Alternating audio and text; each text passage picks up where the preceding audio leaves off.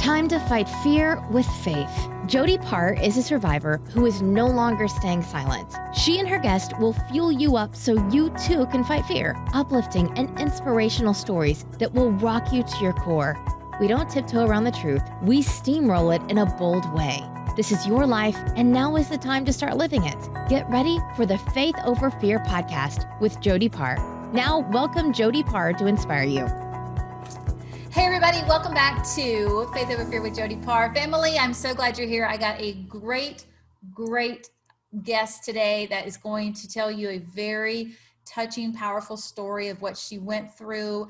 And I'm super excited for her to share this with you guys. I think that you are definitely going to be a little blown away, be a little shocked maybe, but mostly you're going to get inspired and motivated, which is what we love to do here at Faith Over Fear. So my dear friend, Veronica Parks, who is a soul healer, also a wellness coach, I'm so honored and glad that you're here. You just radiate, my friend, and a lot has changed since I first met you, but thank you so very much for being here. Absolutely. It's my pleasure and my honor, and I'm so humble and grateful to have a chance to connect with your audience and share my story, and hopefully that some of the stuff that I've been through can bring some light into your audience's life. So that's my goal. Yes, I love that. I've always been told never be ashamed of your story because you never know who it's going to inspire. And I have learned through these past years that that is the absolute truth. So tell us, Veronica, when is the first time that you felt fear? Ooh, fear. I've dealt with that for a big part of my life, actually. My biggest fear has always been people knowing my truth and knowing what happened to me in my childhood, because I had so much shame and guilt around it that I feel like anybody that will find out the truth, they'll run the other way and they're not gonna like me. So I was really good at pushing friends and people away before they got a chance to really know me. So that way I got the upper hand. They were not able to break my heart. I would just push them away before that happened. So it's been a lonely road throughout elementary school and high school. It got a little bit better in college. But my story, my journey had began when I was 10 years old. I got sexually molested, and it happened several times throughout a couple of years. And the worst part about it was that I thought it was my fault. At that time, and growing up in a culture where, you know, your parents don't talk to you about sex, there are no such things like classes in school to teach you what that is, and you're not allowed to watch certain programs. It's not like now you just Google everything, and life is much easier in that way. So I had nobody to speak with, and even though mentally I knew what happened to me was wrong, and I had so much anger and resentment towards that person, the reason I also thought it was my fault, it was because I felt a slight amount of arousal. So therefore, I couldn't truly see myself as a victim, because how can I be a victim to the circumstances when I'm getting some sort of pleasure? And for a 10-year-old girl, like, I can't begin to explain the amount of craziness I was going through in my head, because I had nobody to speak with. And one thing that actually came several years ago that I completely forgot, because I didn't know what happens exactly after sex or how things show up in your life. I thought I was pregnant. Wow. So for years, I would touch my belly, because I had no notion like how many months it takes to make a baby and all that, and does that show up. And you gotta understand, I come from like a Christian Orthodox country, very conservative in Eastern Europe. I'm originally from Moldova, which is a part of Romania. Yep, I know where that's at. It's a tiny little small country. I hate to admit, but like one of my guilty pleasures is I love watching 90 Day Fiance, and one of the guys on there is from Moldova. So I tell Jimmy it enriches my graphic, my geographical outlook on people and the cultures and all kinds of things like that. So I do actually know where that's at. Oh, there you go. Um, so going back to what I was saying, like in my culture, having sex before marriage, it's one of the biggest sins. Like you go to hell for that. And for me, holding on to that secret, like I couldn't share it with anybody because I'm like, oh my God, like I'm going to be convicted in some way. Um, so I was trying in my own way to kill whatever was inside my belly because I would touch it and I would feel a certain tick. And I thought there was a baby, so I kept punching my stomach.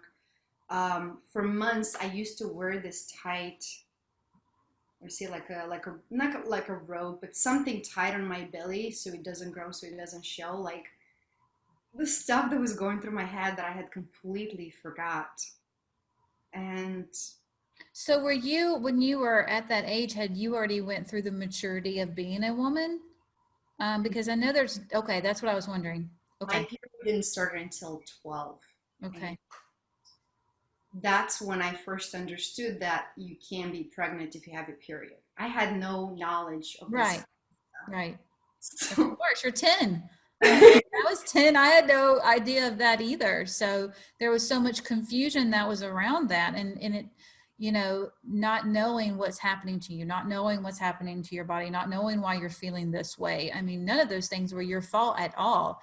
And we all grow up. I don't think it matters really what area of the world you live in. I think we all as children grow up to be quiet and not to say anything. And and so it's like, who do you talk to? What, and it's such a hard secret for a child to hold on to.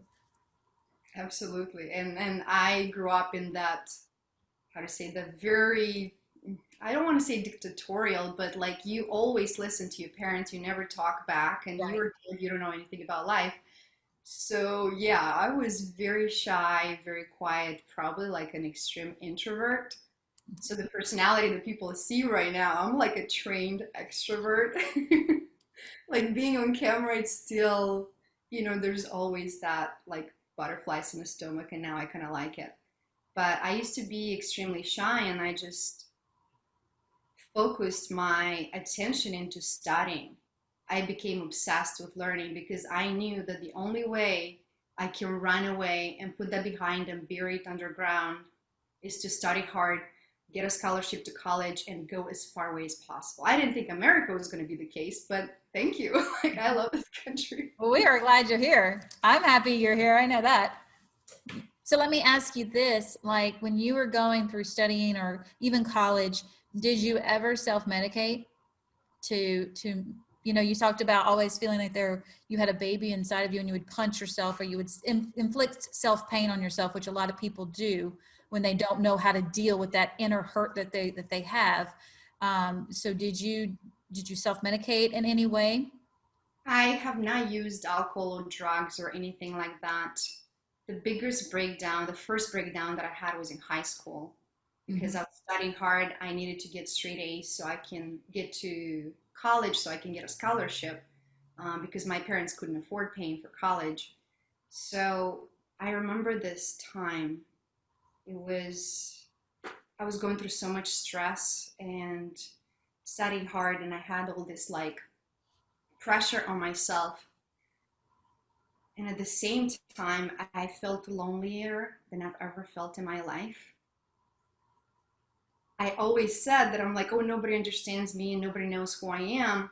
But obviously that was my fault because I never allowed anybody in.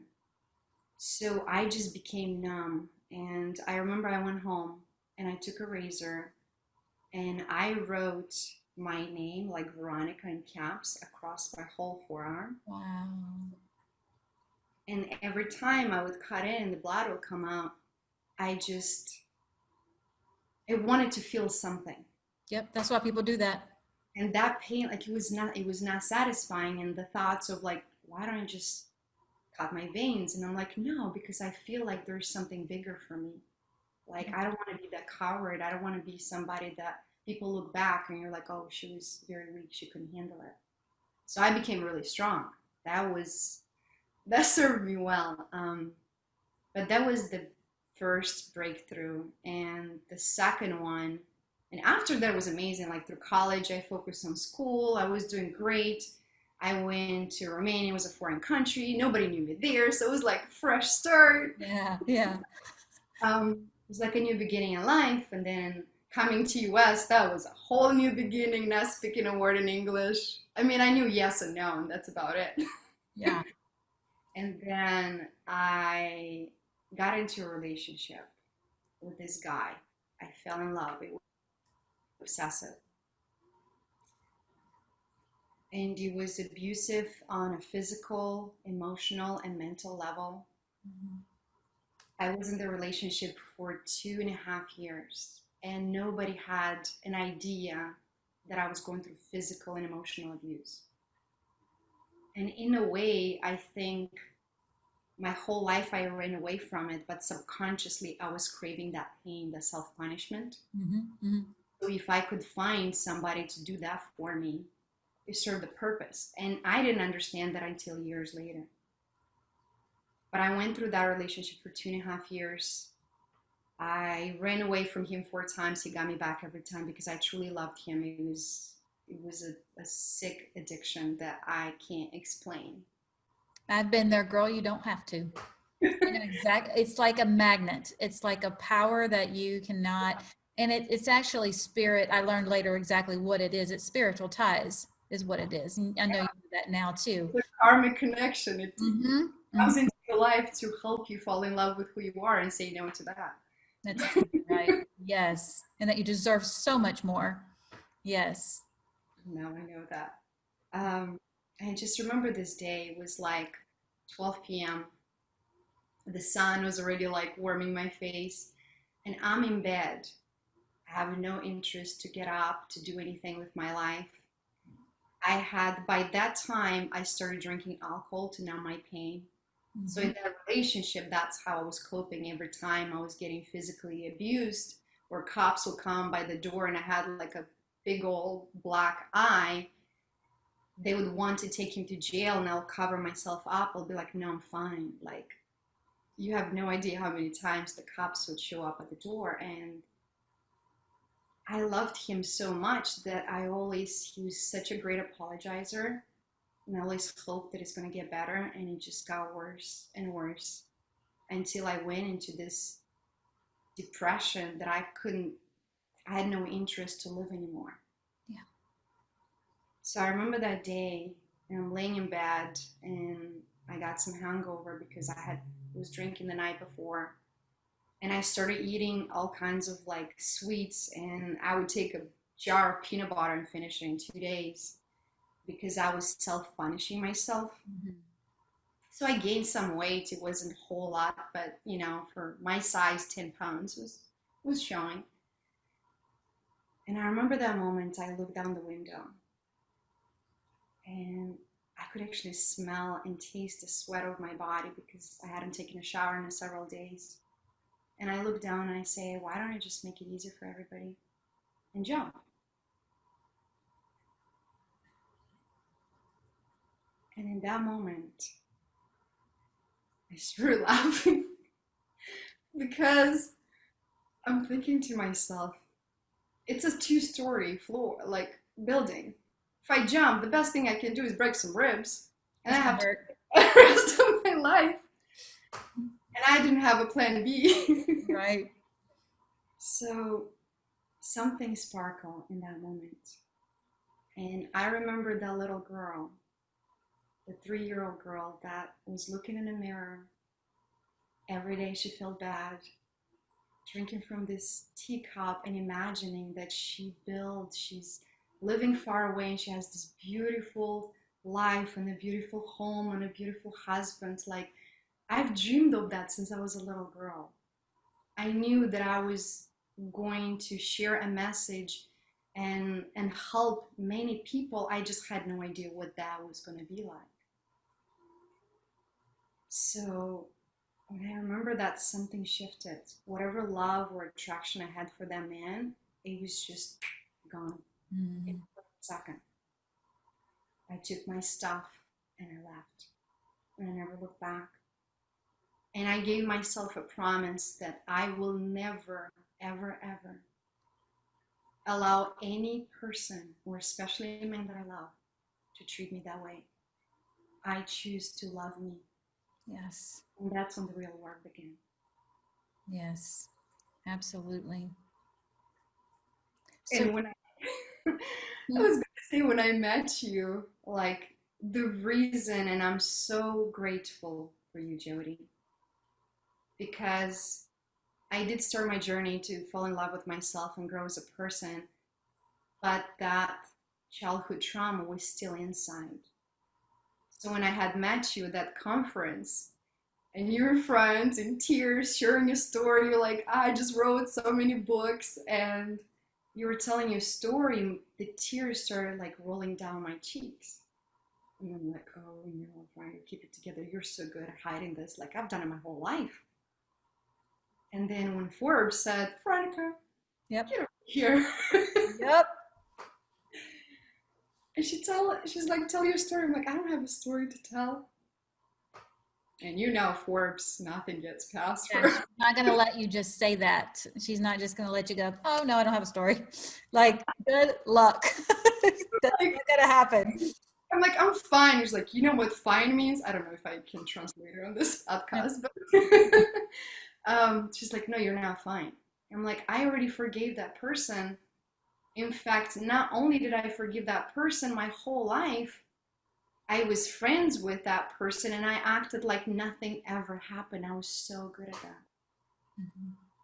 And she's like, no, take your high heels off, get on the ground and start punching that pillow. And I did. And I started crying and saying all kinds of stuff and asking, why would you do that to me? Why? What did I do wrong to deserve that? How did I attract that in my life? Was I such a bad person? And Jody, that was the first time that I cried in front of people. Wow. It took me so many years. So thank you for that. You're welcome. And it just shows you, because I didn't want to tell my story. I blocked it, buried it for decades. I mean, 20 something years. And that is that the enemy had me so convinced that you're going to be shamed. People are going to look down on you. And I had actually been in a relationship, that abusive relationship I was in. And all I told him is that I was, kidnapped by gunpoint and raped. That's all I said. I didn't go into like the details of what had happened. And I'll never forget, he looked at me and he said, "You're the most disgusting person I've ever seen." And he said, if you're smart, you will never say that to anyone else ever again. Why? Because he was just mean. And I don't think that, I know that he didn't value me. And I know that he looked down upon me. And it was something that, I looked down on myself for years and years. And so when he said that to me, and he said, anybody you ever tell is going to look at you like you're disgusting, because you are, I never thought I would ever say a word, and then God started waking me up. And then finally God said, it's not about you.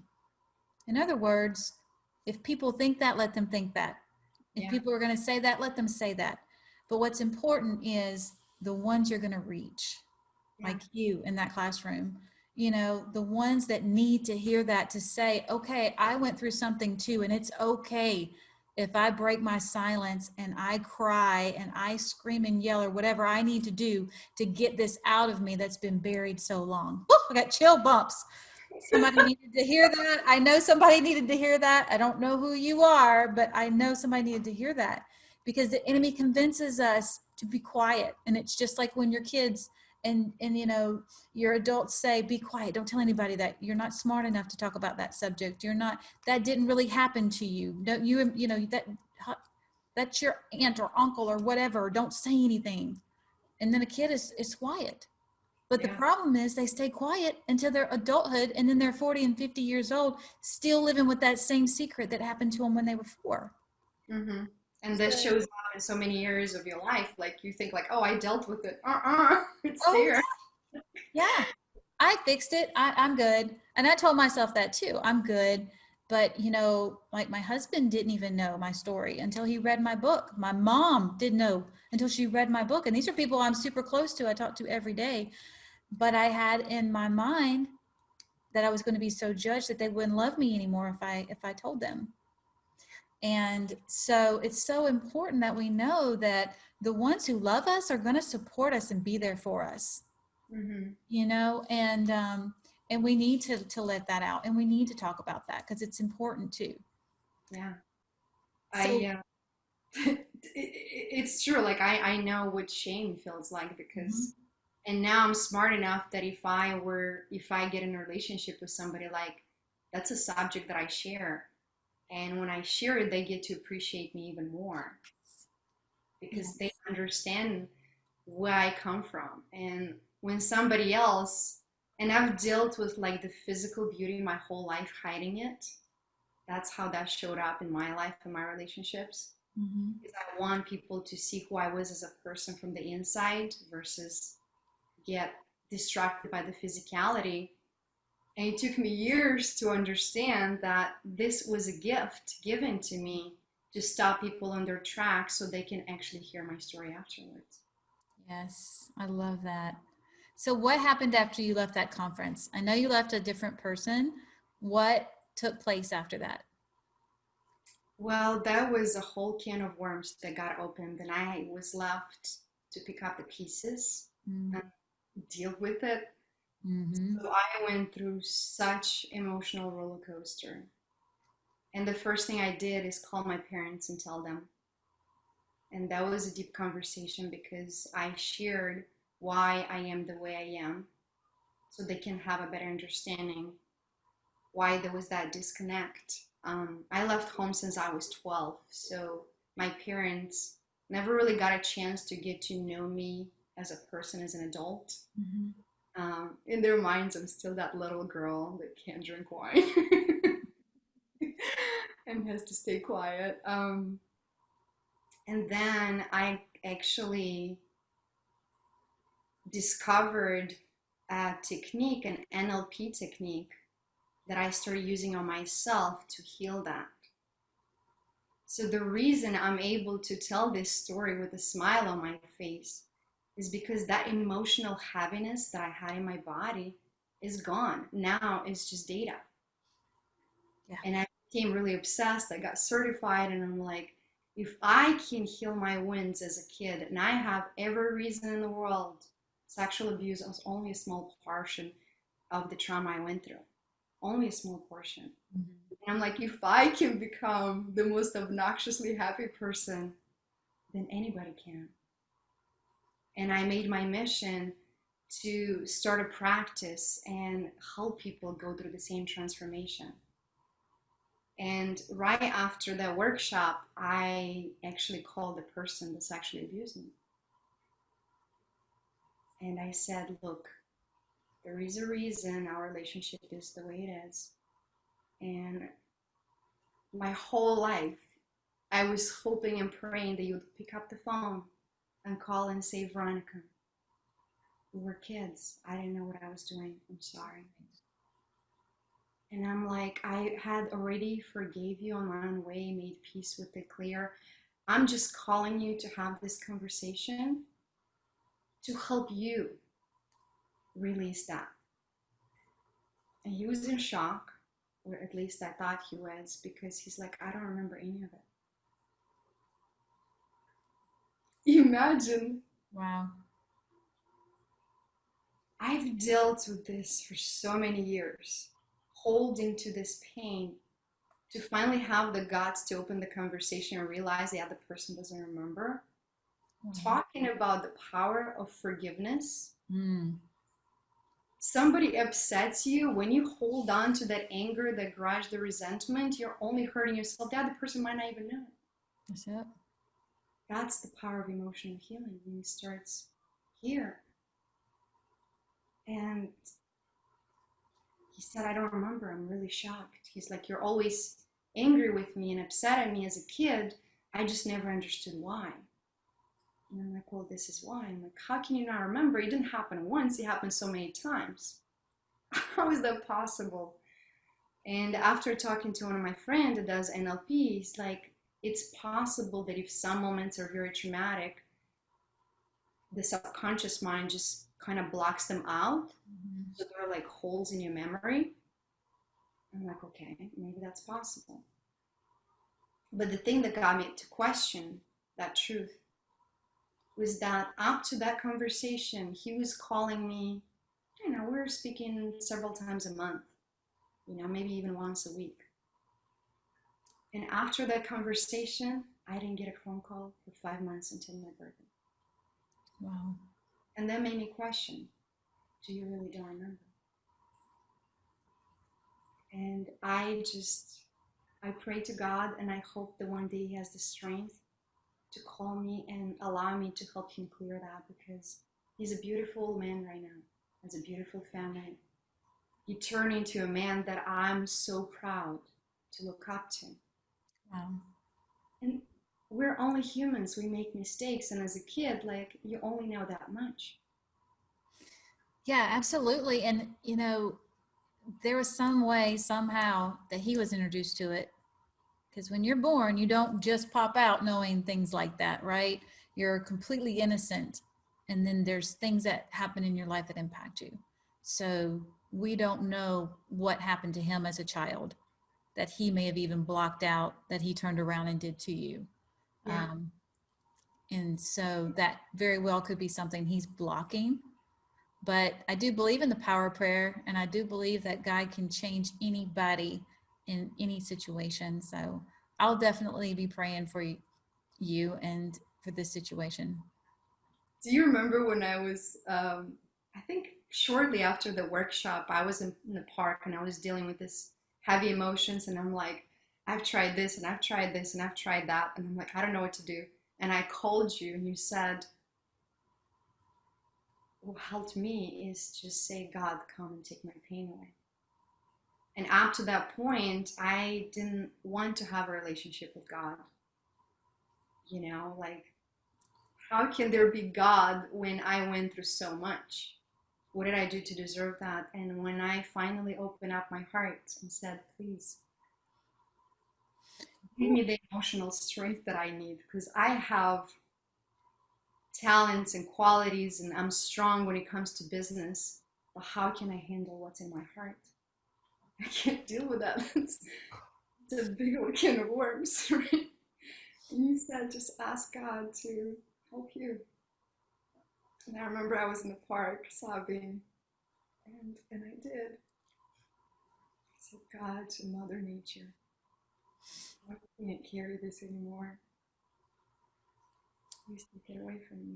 And it just started clearing, like, one by one by one.